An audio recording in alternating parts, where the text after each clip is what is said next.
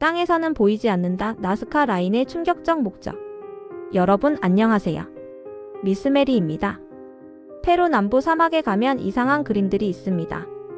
거대한 원숭이, 별새, 거미, 그리고 수많은 기하학적 선들. 문제는 이 그림들이 땅에서는 전혀 보이지 않는다는 겁니다. 하늘에서만 완벽하게 보입니다. 비행기도 없던 시대에 만들어진 이 그림들. 대체 왜 만든 걸까요? 오늘은 나스카 라인의 미스터리를 파헤쳐 보겠습니다. 나스카 라인은 페루 나스카 사막에 있는 거대한 지상화입니다.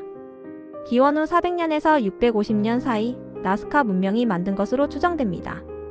약 1500년 전의 작품이죠. 규모가 어마어마합니다.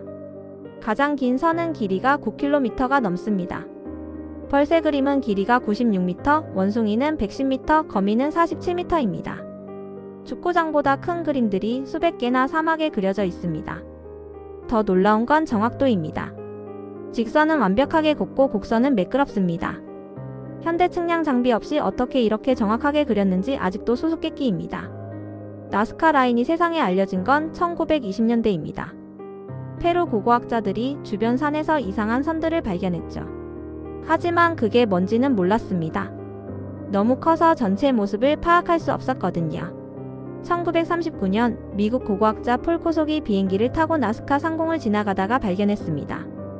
하늘에서 보니 그게 거대한 그림이었던 거죠. 그때부터 나스카 라인은 세계적인 미스터리가 되었습니다. 그렇다면 나스카인들은 어떻게 이 그림들을 그렸을까요? 방법 자체는 의외로 단순합니다. 나스카 사막은 표면이 검은 자갈로 덮여 있습니다. 이 자갈을 치우면 아래에 밝은 색의 흙이 나타나죠. 그래서 검은 자갈을 치우고 선을 그으면 밝은 선이 드러납니다. 나스카 지역은 비가 거의 오지 않습니다. 1년에 20mm도 안 됩니다. 그래서 한번 그려진 선이 수백 년 동안 지워지지 않고 남아있을 수 있었죠. 하지만 문제는 정확도입니다. 어떻게 하늘에서만 보이는 거대한 그림을 땅에서 정확하게 그렸을까요? 실수 한 번이면 전체가 틀어지는데 말이죠.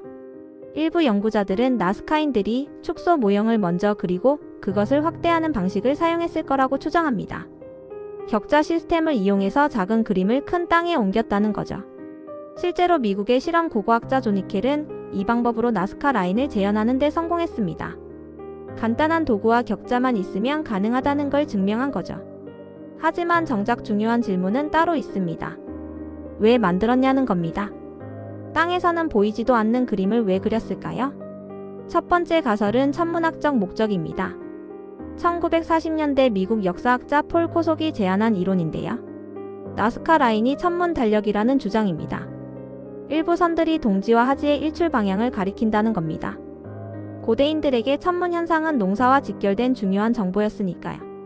나스카 라인이 거대한 천문대 역할을 했을 거라는 거죠. 독일 수학자 마리아 라이에도 이 이론을 지지했습니다. 그녀는 평생을 나스카 라인 연구에 바쳤는데요.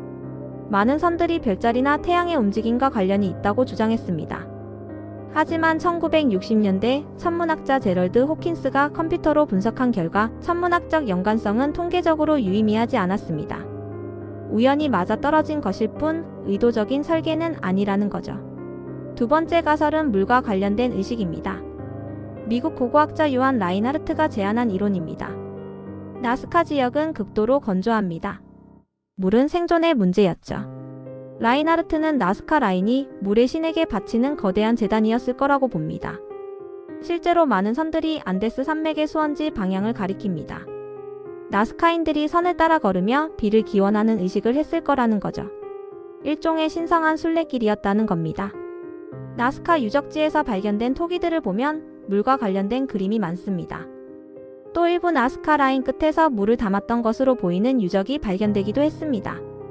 세 번째 가설은 사회적 목적입니다. 최근 학자들이 주목하는 이론인데요.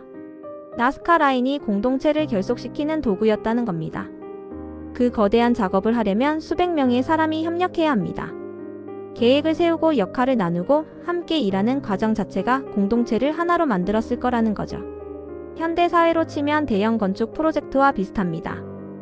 피라미드나 성당을 짓는 것처럼 나스카 라인을 만드는 과정이 사회를 통합하는 역할을 했다는 겁니다.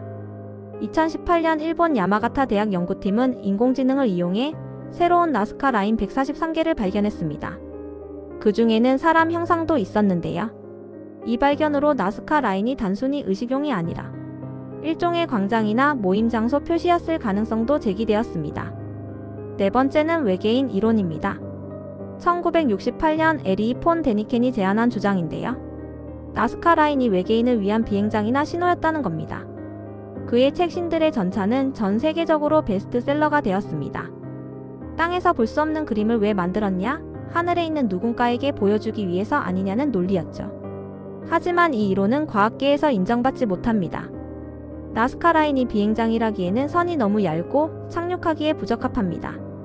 또 나스카인들의 기술로도 충분히 만들 수 있다는 게 입증되었으니까요. 그래도 일반 대중에게는 여전히 흥미로운 주장으로 남아 있습니다. 신비로운 느낌을 주니까요. 그렇다면 정답은 뭘까요? 솔직히 말하면 아직 확실하지 않습니다. 다만 최근 연구들은 물과 의식, 그리고 사회적 목적이 결합된 것으로 보는 경향이 있습니다.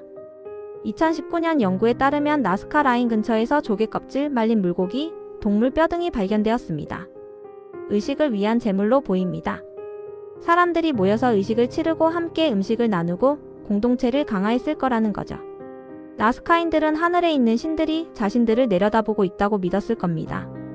그래서 신들이 볼 수 있도록 하늘을 향한 그림을 그렸을 거라는 해석이 가장 설득력 있습니다. 또 하나 흥미로운 점은 나스카 라인이 단번에 만들어진 게 아니라는 겁니다. 수백 년에 걸쳐 조금씩 추가되고 확장되었습니다. 세대를 거쳐 이어진 프로젝트였던 거죠. 이것은 나스카 라인이 단순한 예술작품이 아니라 살아있는 문화였다는 걸 보여줍니다.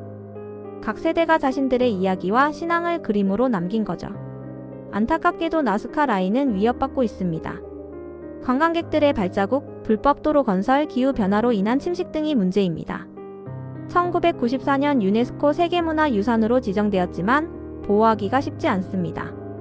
2014년에는 그린피스 활동가들이 나스카 라인에 무단 침입해서 발자국을 남기는 사건도 있었습니다. 한번 훼손되면 복구가 거의 불가능한데 말이죠. 페루 정부는 드론을 이용한 감시, 보호구역 확대 등으로 나스카 라인을 지키려고 노력하고 있습니다. 우리 인류가 물려받은 소중한 유산이니까요. 나스카 라인은 고대인들의 창의성과 집념을 보여주는 놀라운 유적입니다. 비록 정확한 목적은 아직 미스터리로 남아있지만 그 자체로 인류 문명의 경이로움을 증명합니다. 앞으로 더 많은 연구가 진행되면 나스카 라인의 비밀이 더 많이 밝혀질 겁니다. 어쩌면 우리가 상상하지 못한 새로운 해석이 나올지도 모르죠. 여러분은 나스카인들이 왜 이 거대한 그림을 그렸다고 생각하시나요? 신에게 바치는 제물일까요? 아니면 우리가 아직 이해하지 못한 다른 목적이 있었을까요? 오늘 영상이 흥미로우셨다면 구독과 좋아요 부탁드립니다. 다음에도 재미있는 미스터리로 찾아뵙겠습니다. 감사합니다.